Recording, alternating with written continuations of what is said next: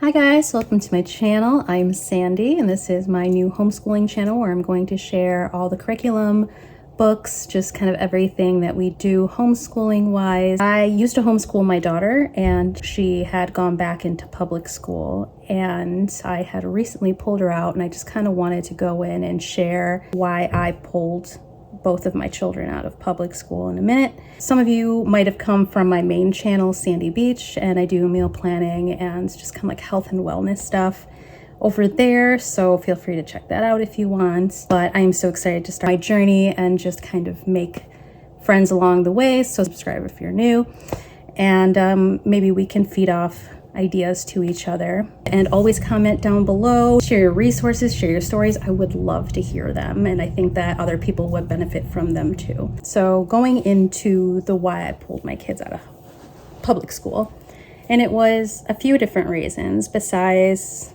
the natural reason of when your kids come home and they're coming home with all kinds of ways of speaking, I suppose, not just inappropriate like swears and stuff like that, sexual terms that I'm like, where did you get that from? And they were telling me like, oh, like we heard it at school, like why?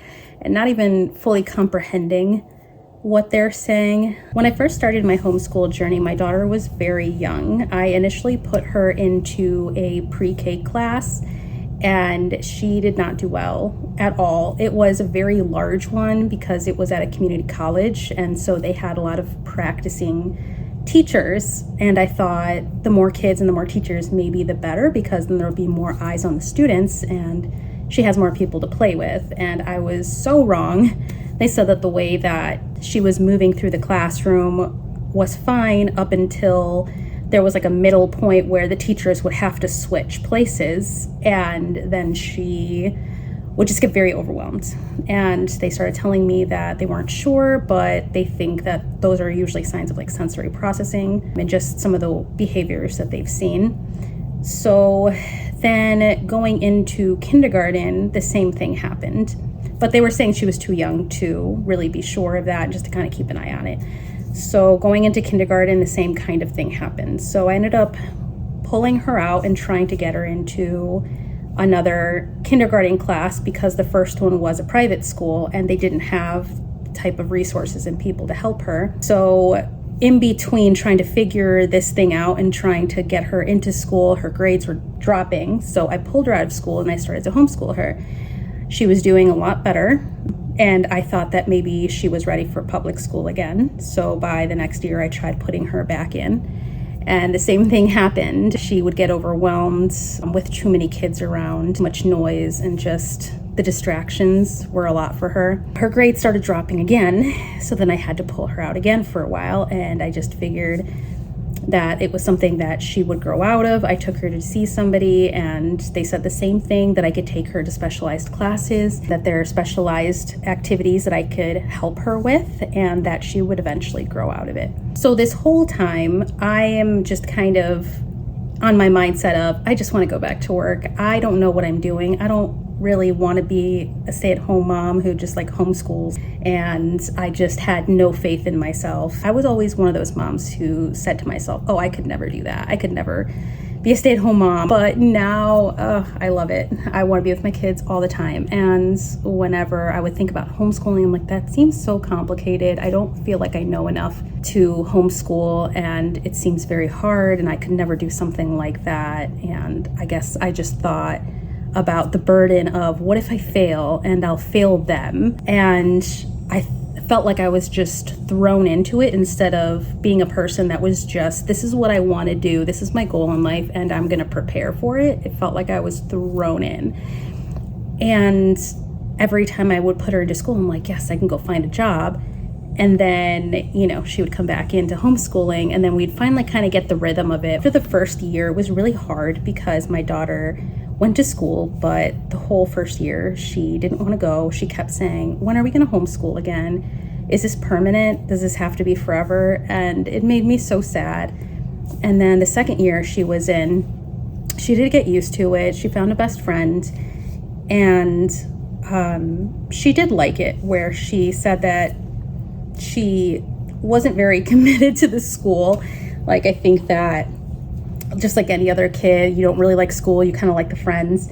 But I started hearing them come home saying some very strange things. Me and my children are Christians, so anything that I teach my children, anything that I explain to my children are going to be centered around that core belief.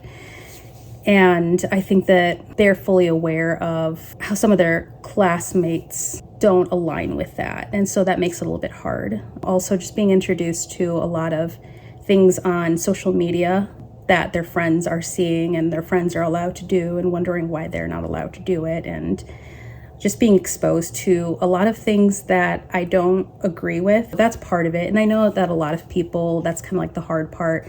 You can't really control that when you send your kids to school, right? One of the things that has really been weighing on my heart is after a while, after I've been going to work, I've been feeling really depressed and kind of miserable. And I didn't like my old job very much, but it felt like it wasn't that. It felt like I wasn't doing something that I was supposed to be doing, something that I was being called for. And I started thinking about how I wanted to homeschool again. This is like the first time I've ever really actually desired it. And I thought, like, no, I just need to find another job and it'll be fine. I felt as I was praying that God was speaking to me, and he was really calling me to homeschool. And I just kept thinking about all the ways that it seemed like I couldn't, or all the ways that were hard. God, this job doesn't allow for that. It takes up the majority of my day. I've been looking for other jobs where I can just be around my kids more. And I don't know what I would even really be looking for. When am I going to find the time? And I can't not work right now because financially I can't afford to not work. So how am I supposed to juggle those two things? It just didn't seem plausible. But then again, we know that God makes anything possible. And I said, God, I feel that this is you telling me that this is what I need to do. And I want to be a good servant. And this is something that I think I would love to do again, but I'm scared. And I don't know how I'm going to make this work. Please direct me, help me see what I'm missing. And I put my trust in you because you have always been there for me, and you have always guided me before, and you've never failed me. I kept praying on it. That day I spoke with somebody who had mentioned, hey, I don't know if you're looking for a job, but this actually pays pretty well. You can bring your kids, pays really well an hour, so you don't have to work like a full 8 hours. It's like you're having a part-time job, but being paid almost like a full-time job, right? That made a huge difference. And that kind of was it. This is it. It's like I asked and I received. If you guys think that you're being called to homeschool, you're not sure, you're afraid, you think that you can't do it, I'm here to tell you that you can. And when you start to think that you're not qualified to be able to do things like this, you don't have to be qualified to have kids. You're qualified to keep them alive. You know, you have this new baby and you aren't always properly prepared to how to raise it, and you still do that. Then you move through life protecting them and feeding them and doing everything that's best for them. And then suddenly you're just not qualified to do anything else. You're not qualified to do the rest. And I know it's not for everybody. I didn't think it was right for me, but I didn't think it was right for me until I actually did it. And I think that that might apply to a lot of people out there. And in case you're kind of on the fence about it, I just wanted to let you know that it is so rewarding that I can teach my kids what I feel is important. I don't even have to come up with everything by myself. I can look through the curriculum to see what the best curriculum is for my child, that I can go to their specific learning style, because all kids learn different. I learn different. I just want to let you guys know that you can do it. And there's so many free resources. There's so many paid resources.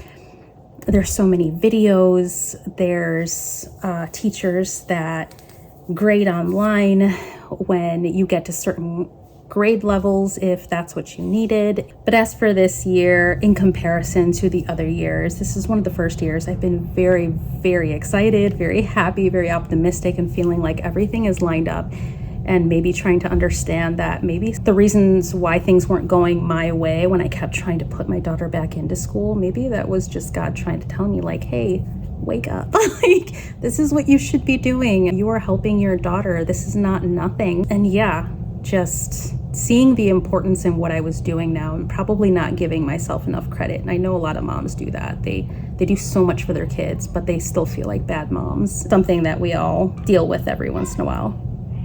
There they are. I don't have a proper homeschool space like some of the other videos I've seen.